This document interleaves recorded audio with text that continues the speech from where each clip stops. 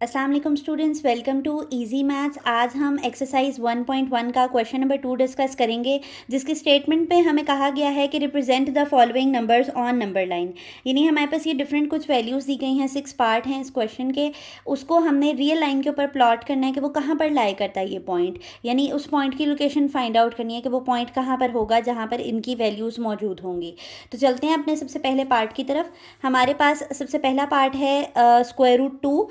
तो हमें देखें, स्क्वायर रूट की वैल्यू तो हमें नहीं पता कि वो रियल लाइन के ऊपर कहाँ पर लाई करती है। तो हम इसका सबसे पहले तो ये करेंगे कि मैं आपको डिटेल बताऊं कि ये मैंने पॉइंट्स किस तरह से लिए हैं। आपके पास स्केल के ऊपर स्मॉल पार्टीशंस भी होती हैं और ग्रेटर पार्टीशंस भी होती हैं। मैंने यहाँ पर जो पार्टीशन यूज़ किया है वो ग्रेटर पार्टीशन को यूज़ किया है। आप यहाँ पर देख सकते हैं, ये मैंने पॉइंट्स पहले से आपके लिए मार्क कर लिए हैं। इस तरह देखें, यहाँ मैंने 8 के ऊपर एक पॉइंट, 9 के ऊपर, 10 के ऊपर, और यहाँ पर हम एक और लगा लेते हैं। इस तरह मैंने पॉइंट्स पहले ले लिए, फिर आप उनको इनलार्ज कर लें और अपने हिसाब से नंबर कर लें। अब आपको पता है कि हमारे पास रियल लाइन के राइट हैंड साइड के ऊपर पॉजिटिव नंबर्स होते हैं और लेफ्ट हैंड साइड पर हमारे पास नेगेटिव नंबर्स होते हैं। तो हमने अपनी लिमिट के हिसाब से हमने यहाँ पर नंबर प्लॉट कर लिए हैं। अब हम देखते हैं कि स्क्वायर रूट 2 की वैल्यू हमारे पास कैलकुलेटर क्या देता है। तो स्क्वायर रूट 2 की वैल्यू हमारे पास कैलकुलेटर पे आती है 1.4142। ये अप्रॉक्सीमेट वैल्यू मैं यहाँ पर लिख लेती हूँ, 1.4142। अब आप देखें, ये कोई ऐसी कोई एग्जैक्ट वैल्यू नहीं है जिससे हमें पता चल जाए कि मैं इसको 1 के आगे कहाँ पर प्लॉट करूँ, ठीक है। तो क्योंकि ये हमारे पास कोई एग्जैक्ट वैल्यू नहीं है, तो हम यहाँ पर अब यूज़ करेंगे एक न्यू मेथड, जिससे हम स्क्वायर रूट वाली वैल्यूज़ को कैसे प्लॉट करना है ये हम जानेंगे, ठीक है। लेकिन इस वैल्यू ने मुझे इतनी इन्फॉर्मेशन तो दे दी है कि ये 1 के आगे ही होगा। देखें, 1.4 है ना, तो 1 के बाद ही 4 कुछ हिस्सा आएगा उसका, ठीक है। तो वो अब हम सीखते हैं। आज हमने जो उसका मेथड फाइंड आउट करने का तरीका सीखना है, हम देखते हैं। उस मेथड को कहते हैं ज्योमेट्रिक मेथड। मुझे ये देखना है कि मेरे पास मैं कौन से प्रोसीजर को यूज़ करूं कि मेरे पास स्क्वायर रूट 2 आ जाए। तो मैं यहाँ पर राइट एंगल ट्राइंगल का मेथड यूज़ करूंगी। राइट एंगल ट्राइंगल आप लोगों को पता होगा कि ऐसे ट्राइंगल को कहते हैं जिसका एक एंगल क्या होता है, 90 डिग्री का, ठीक है। अगर मैं इसमें बेस को 1 ले लूँ और परपेंडिकुलर को 1 ले लूँ तो मेरे पास क्या रिजल्ट आएगा, मैं वो फाइंड करके देखती हूँ। आपको पता है कि राइट एंगल ट्राइंगल के अंदर हम क्या यूज़ करते हैं, पाइथागोरस थ्योरम, ठीक है। पाइथागोरस थ्योरम हमें कहता है कि अगर आपने हाइपोटेनस फाइंड करना है तो आप हाइपोटेनस का square is equals to base square plus perpendicular square. ये आपके पास होता है पाइथागोरस थ्योरम, ठीक है। अब मैं यहाँ पर हाइपोटेनस मुझे नहीं पता, मैं यहाँ पे इस ट्राइंगल को नेम भी कर लेती हूँ, ठीक है। पॉइंट्स को नेम कर लिया मैंने। मुझे अब AC का जो है वो नहीं पता है, AC मेरी हाइपोटेनस है, वो मुझे नहीं पता। बेस में मेरे पास 1 है, परपेंडिकुलर में भी मेरे पास 1 है। 1 का स्क्वायर लेंगे तो 1 आ जाएगा, अगेन 1 का स्क्वायर लेंगे तो 1 आ जाएगा। 1 + 1 कितने होते हैं, 2। अब आप देखें कि मुझे यहाँ पर स्क्वायर नहीं चाहिए, तो मैं स्क्वायर को रिमूव करने के लिए आपके पास हम क्या करेंगे, स्क्वायर को रिमूव करने के लिए हम स्क्वायर रूट ले लेंगे। जब मैंने स्क्वायर रूट लिया तो आप लोगों ने यहाँ पर देख लिया होगा कि हमारे पास मुझे जो डिज़ायर्ड रिजल्ट था कि मेरी यहाँ हाइपोटेनस की वैल्यू क्या मिल गई है, मुझे स्क्वायर रूट 2। तो अगर मैं अपनी नंबर लाइन के ऊपर एक ऐसा ट्राइंगल ले लूँ जिसकी बेस 1 यूनिट हो और परपेंडिकुलर भी 1 यूनिट हो, तो मुझे ऐसा लगता है कि मैं ये अपना रिजल्ट ऑब्टेन कर लूँगी, ठीक है। तो चलते हैं अब यहाँ पर हम अपनी कंस्ट्रक्शन की तरफ। मुझे 1 यूनिट चाहिए, तो 1 यूनिट डिस्टेंस हमारे पास यहाँ से लेकर यहाँ तक 1 यूनिट डिस्टेंस हो रहा है। तो ये मैंने इसको कर लिया अपने लिए हाईलाइट कि ये वाला जो हिस्सा है मेरे पास ये 1 यूनिट है, ठीक है। इसको मैंने 1 यूनिट ले लिया। अब ये 1 यूनिट डिस्टेंस मुझे यहाँ पर भी चाहिए, तो मैं 1 यूनिट डिस्टेंस अपने स्केल से यहाँ पर भी ले लेती हूँ।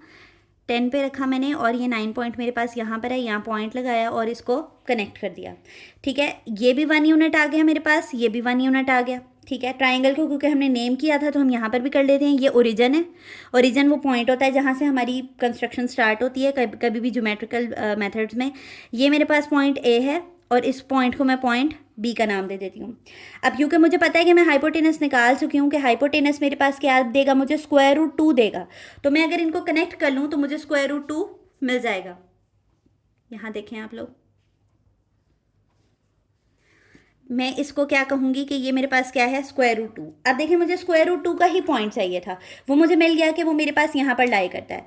तो अब हम यहाँ पर कंपास को लेंगे, ओरिजिन पे रखेंगे अपनी, ओरिजिन पर रख कर आपने इस अपनी कंपास को इतना खोलना है जितना कि यहाँ पर हमारे पास आंसर में ये स्क्वायर रूट 2 आया है। ये आप देख रहे हैं, ये देखें, ये मेरा इस पॉइंट से गुजरना चाहिए, वो पॉइंट जहाँ पर मेरे पास स्क्वायर रूट 2 आ रहा है। कंस्ट्रक्शन में आपने बहुत ध्यान रखना है कि आपका पॉइंट आगे पीछे ना हो, ठीक है। ये मैंने यहाँ पे जो आर्क लगाई है, ये आर्क ने मुझे वो पॉइंट दे दिया है जहाँ पर 1.4 था। Point P shows the square root 2 value. Hope आपको ये सवाल समझ आया होगा। अगेन इसको सम अप करते हैं। हमने सबसे पहले यहाँ पर एक ज्योमेट्रिकल मेथड यूज़ किया है, where point P shows square root 2, ठीक है। हमने सबसे पहले क्या किया, एक ज्योमेट्रिकल मेथड यूज़ किया। ज्योमेट्रिकल मेथड हमें ये कहता है कि आप एक ट्रायंगल को अपने पास ऑब्जर्व कर लें। ट्रायंगल हमने एक ऐसा ऑब्जर्व करवाया, यहाँ पे एक ऐसा ड्रॉ किया जिसकी हमने बेस को 1 लिया और 1 यूनिट डिस्टेंस लिया, और हमने परपेंडिकुलर को 1 यूनिट डिस्टेंस लिया। जब हमने पाइथागोरस थ्योरम को सॉल्व किया तो हमारे पास रिजल्ट क्या मिला, स्क्वायर रूट 2। और स्क्वायर रूट 2 हमारे पास लाई कहाँ पर कर रहा है, हाइपोटेनस पे। तो हाइपोटेनस के ही ओरिजिन पे रख कर हमने एक आर्क ड्रॉ की है जो उस पॉइंट से पास आउट कर रही है। वो पॉइंट हमें लाइन, रियल लाइन के ऊपर वो पॉइंट दे गया है जहाँ पर हमारे पास स्क्वायर रूट 2 की वैल्यू मौजूद है, ठीक है। अब ये हमने ये इस वाले क्वेश्चन को सीख लिया। देखें ये 1.4 था, तो ये मुझे लगता है कि तकरीबन उससे हमें ये 1.4 ही दिया है, ठीक है। तो आप देख रहे हैं कि जब हम ज्योमेट्रिकल कंस्ट्रक्शन को इस्तेमाल करते हैं तो कितनी नीट एंड क्लीन हमारी डायग्राम भी बन जाती है और हमें वो एग्जैक्ट पॉइंट भी मिल जाता है जो कि हमें रिक्वायर्ड था, डिज़ायर्ड था, ठीक है। होप आपको ये क्वेश्चन समझ आया होगा। अब हम चलते हैं नेक्स्ट क्वेश्चन के ऊपर, क्वेश्चन नंबर 3। क्वेश्चन नंबर 3 के लिए भी अगेन जो हमने मेथड यूज़ करना है उसको हमने ज्योमेट्रिकल मेथड का नाम देना है। ज्योमेट्रिकल मेथड हमें ये कहता है कि आपको स्क्वायर रूट 3 किस तरह मिलेगा। अब आप यहाँ पर देखें, मैं यहाँ पर अगेन एक राइट एंगल ट्राइंगल ले लेती हूँ। राइट एंगल ट्राइंगल मैंने अभी आपको बताया जिसका एक एंगल एटलीस्ट क्या होना चाहिए, 90 डिग्री होना चाहिए। यहाँ पर मैंने अपने ट्राइंगल को नेम भी कर लिया, पॉइंट्स को। अब अगर मैं यहाँ पर अपना बेस 1 ले लूँ, ठीक है, और जो हाइपोटेनस है वो मैं 2 ले लूँ, तो मैं देखती हूँ कि मेरे पास क्या रिजल्ट आएगा। Hypotenuse square is equals to base square plus perpendicular square, ठीक है। यही होता है हमारे पास पाइथागोरस थ्योरम। हाइपोटेनस में हमारे पास 2 है, बेस में हमारे पास 1 है, प्लस परपेंडिकुलर में हमारे पास क्या है वो हमें नहीं पता, तो हम BC को फाइंड कर रहे हैं, ठीक है। 2 का स्क्वायर क्या होता है, 4। 1 का स्क्वायर 1 होता है। 1 यहाँ इक्वल के इस तरफ जो है वो प्लस हो रहा है, उस तरफ जाकर क्या हो जाएगा, माइनस BC स्क्वायर, ठीक है। 4 - 1 का आंसर हमारे पास क्या आएगा, 3। इसको हम ठीक करके लिख लेंगे, BC is equals to 3 BC square. Again हमें स्क्वायर नहीं चाहिए तो हम स्क्वायर को ख़त्म करने के लिए क्या ले लेंगे, स्क्वायर रूट। और मुझे लगता है कि यही वो डिज़ायर्ड रिजल्ट था जो मुझे चाहिए था, कि मुझे अपने पास स्क्वायर रूट 3 चाहिए था। अब आप यहाँ ऑब्जर्व करें कि स्क्वायर रूट 3 इस दफ़ा हमारे पास कहाँ पे लाई किया है, परपेंडिकुलर लाइन पे लाई किया है। तो अब हम देखते हैं कि हमें बेस में 1 चाहिए हमें, और हाइपोटेनस में हमें 2 चाहिए। देखें अब मुझे कैसे पता चला कि मैंने 2 लेना है, क्योंकि मुझे पता है कि 4 - 1 वो रिजल्ट है जिससे मुझे 3 मिल जाएगा। और जब मैं 3 के ऊपर मुझे स्क्वायर रूट चाहिए होगा तो वो तो ऑब्वियसली मैं स्क्वायर कटवाने के लिए लूँगी, ठीक है। तो मुझे 4 - 1 चाहिए था, तो 4 से मुझे पता चला कि मुझे 2 वैल्यू लेनी चाहिए, और -1 का मतलब है कि ये मैंने मॉड किया है इसको, ठीक है। मॉड समझते हैं ना आप लोग, के मॉड में हमारे पास मॉड एक ऐसा फंक्शन होता है जो कि नेगेटिव वैल्यूज़ को पॉजिटिव कर देता है। तो यहाँ पर देखें, अगर अब मैं यहाँ पर -1 का भी स्क्वायर ले लूँ तो भी कोई फ़र्क नहीं पड़ता, क्योंकि -1 का स्क्वायर अगेन 1 ही आएगा, ठीक है। तो मुझे पता चला है कि मुझे 2 वैल्यू चाहिए, 2 यूनिट डिस्टेंस चाहिए हाइपोटेनस पर, और -1 डिस्टेंस चाहिए मुझे बेस पर। समझ आ रही है आपको ये बात, और उससे हमें वो रिजल्ट मिल जाएगा जो कि हमें वैल्यू चाहिए। अब हम चलते हैं कंस्ट्रक्शन की तरफ। मैंने आपको बताया मुझे -1 डिस्टेंस चाहिए, तो 0 से -1 ये वाला डिस्टेंस है, तो इसको हमने कह दिया कि ये -1 डिस्टेंस है, मॉड इज इक्वल्स टू 1, मतलब है ये टेक्निकली 1 ही, ठीक है। तो ये मैंने यहाँ पर इसको ले लिया कंस्ट्रक्शन में, इस पॉइंट को हमने, ठीक है। अगेन इसको ओरिजिन का नाम दे दें, इसको B का नाम A का नाम दे दें, और जो पॉइंट आएगा वो B होगा। अब मुझे 2 यूनिट डिस्टेंस चाहिए है हाइपोटेनस के ऊपर, तो मैं क्या करूँगी, यहाँ पर 2 यूनिट डिस्टेंस को लेंगे हम, 0 से लेकर 2 तक का हम कंपास के ऊपर डिस्टेंस को लेंगे। और एक आर्क लगाएंगे जो हमें पॉइंट देगा 2 की। ये आप देख रहे हैं कि मैंने ये कंपास के ऊपर 2 यूनिट डिस्टेंस खोल दिया है, ठीक है। आपने अपनी कंपास से मेजरमेंट का ध्यान रखना है कि पॉइंट आगे पीछे ना हो। और मैंने हाइपोटेनस की जगह पर रखकर मैंने एक आर्क लगा दी है जो कि मुझे कौन सा पॉइंट देगा, 2 पॉइंट देगा, ठीक है। अब आप यहाँ से इसको कनेक्ट कर लें। 2 पॉइंट हमारे पास आया है। देखें यहाँ स्केल से भी हम यहाँ पर भी 2 यूनिट डिस्टेंस ले लेते हैं। ये हमारे पास आ गया और ये पॉइंट आ गया जहाँ पर वो आर्क ने उसको कट आउट किया हुआ है, ठीक है। ये मेरे पास क्या है 2। और अब ये मेरे पास ये इस ट्राइंगल को जब हम सॉल्व करेंगे तो हमारे पास इसकी परपेंडिकुलर क्या आएगी, √3। अब आप देखें पहले परपेंडिकुलर पे नहीं था हमारा स्क्वायर रूट वैल्यू, हमारी हाइपोटेनस पे थी, तो हमने हाइपोटेनस पे ओरिजिन लेके एक आर्क ड्रॉ की थी। अब क्योंकि हमारी वैल्यू परपेंडिकुलर पर है तो हम परपेंडिकुलर पे से पॉइंट लेंगे, ठीक है। और इस अपनी कंपास को इतना खोलेंगे जितने पे ये पॉइंट को ख़त्म हुआ था। यहाँ से लेकर हम जब एक आर्क लगाएंगे तो हमारे पास वो पॉइंट आ जाएगा जो हमें चाहिए था, ठीक है। ये वो पॉइंट है जहाँ पर हमारे पास √3 लाई करता है। Where point P shows that, where point P shows √3 point, ठीक है। ये आपने समझी है ये बात कि ये क्या हुआ है। अब आप वेरीफाई भी कर सकते हैं अपना answer with the help of calculator. Again हम कैलकुलेटर पे चेक करते हैं कि हमारे पास √3 की क्या वैल्यू होती है। √3 की वैल्यू होती है हमारे पास 1.7।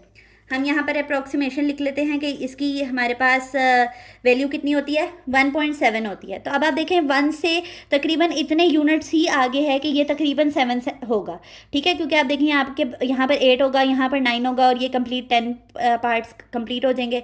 तो हमारे पास ये 1.7 वाला ही हिस्सा है, ठीक है। तो क्योंकि हम पॉइंट वाली वैल्यू को एग्जैक्ट लोकेट नहीं कर सकते, जब हमारे पास पॉइंट में वैल्यू आती है हम उसकी इतनी बेहतरीन अप्रॉक्सीमेशन नहीं ले सकते, तो फिर हम ज्योमेट्रिकल मेथड यूज़ करते हैं, ठीक है। आज इसका क्वेश्चन नंबर 3 तक हम इसको सॉल्व करेंगे क्योंकि ये एक डिटेल्ड वीडियो है जिसमें मैं आपको कंस्ट्रक्शन का एक एक स्टेप समझा रही हूँ। चलते हैं अपने नेक्स्ट पार्ट की तरफ। ये हमारे पास एक मिक्स्ड फ्रैक्शन है। मिक्स्ड फ्रैक्शन में हम क्या करते हैं कि नीचे वाली वैल्यूज़ को आपस में मल्टीप्लाई करते हैं, जो आंसर आता है उसको ऊपर में प्लस करते हैं। तो 4 3 हमारे पास हुआ 12 और 12 + 1 कितने होते हैं, 13/3, ठीक है।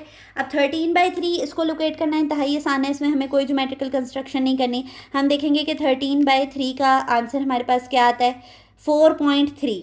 तो हमने यहाँ पे लिख लिया कि ये किसके बराबर है, 4.3। क्योंकि ये पॉजिटिव है तो 4.3 का मतलब है कि 4 और 5 के दरमियान में होगा। एक पॉइंट से लेकर दूसरे पॉइंट तक हमारे पास अंदर टोटल 9 पार्टीशंस होती हैं, फिर वो अगला वाला उससे 10th होता है। तो हम यहाँ पर 9 पार्टीशंस कर लेंगे, 1 2 3 4 5 6 7 8 9, ठीक है। जो थर्ड वाला पॉइंट था उसको इलोंगेट कर लें और वही वो आपका पॉइंट है जहाँ पर आपको क्या पॉइंट लाई करता है, 4 1/3। इसको मिक्स फ्रैक्शन बोलते हैं। आप इस पॉइंट को इलोंगेट कर लें और P पॉइंट के ऊपर आपके पास क्या आ गया है, 4 1/3। होप आपको ये 3 क्वेश्चंस ये 3 पार्ट्स समझ आए होंगे। एक डिटेल्ड वीडियो इसलिए बनाई जाती है ताकि जो बच्चे बिल्कुल न्यू हैं नंबर लाइन के टॉपिक में, उनकी बेसिक्स को भी स्ट्रॉन्ग किया जाए, ठीक है। और जिनको कंस्ट्रक्शन में मसला होता है, जिनके पॉइंट्स आगे पीछे हो जाते हैं, उनके लिए भी बताया गया कि स्केलिंग आपने अपनी ख़राब नहीं करनी। यानी ये जो पॉइंट्स मैयर करने हैं, ये पॉइंट्स आपने बहुत ध्यान से मैयर करने हैं, ठीक है। और ये जितना भी रफ वर्क है वो आप अपने साइड नोट्स में ऐड कर सकते हैं ताकि आपको समझ आए कि बेसिकली हमें ये रिज़ल्ट मिला कैसे था, ठीक है। अगर आपको वीडियो पसंद आई हो तो लाइक ज़रूर करें और चैनल को सब्सक्राइब करें ताकि हमें मज़ीद मोटिवेशन मिले कि हम आपको इसी तरह डिटेल में समझाते रहें। अल्लाह हाफ़िज़।